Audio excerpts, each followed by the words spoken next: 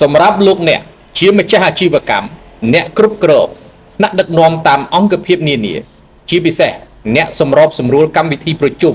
របស់ក្រសួងស្ថាប័នអង្គការមិនមែនរដ្ឋាភិបាលសមាគមនិងក្រុមហ៊ុននានា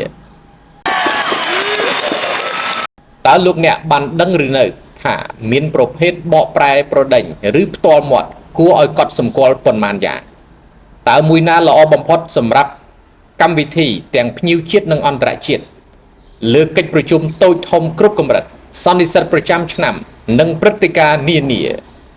ទាំងនេះជាខ្សែភាគវីដេអូពន្យល់តាមប្រភេទនីមួយៗដែលត្រូវបានរៀបចំឡើងជាបន្តបន្ទាប់នៅក្នុងកម្រងវីដេអូនេះសូមអញ្ជើញចូលទៅតាមដាន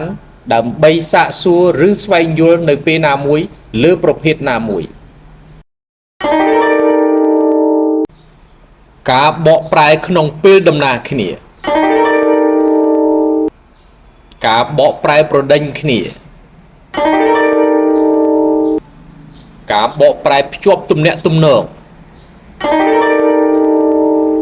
ការបកប្រែដោយខ្សឹបប្រាប់គ្នា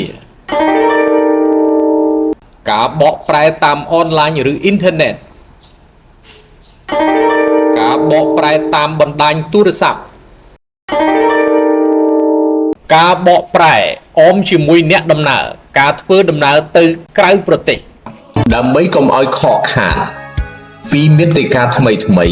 សូមចូលទៅកាន់ Channel មហាលាភ Fast និង Website របស់ក្រុមហ៊ុនមហាលាភ Fast Translator សម្រាប់ទូរស័ព្ទដៃសូមចុចលើ Subscribe ហើយចុចលើរូបកណ្ដឹងនោះលោកអ្នកនឹងឃើញពាក្យនៅលើអេក្រង់បញ្ជាក់ថា You get all notification សម្រាប់ Computer សូមចុចលើ Subscribe ហើយចុចលើរូបកណ្ដឹងនោះលោកអ្នកនឹងឃើញពាក្យបញ្ជាក់ថា You get occasional notification ជាការស្រេចមហាលាភ Fast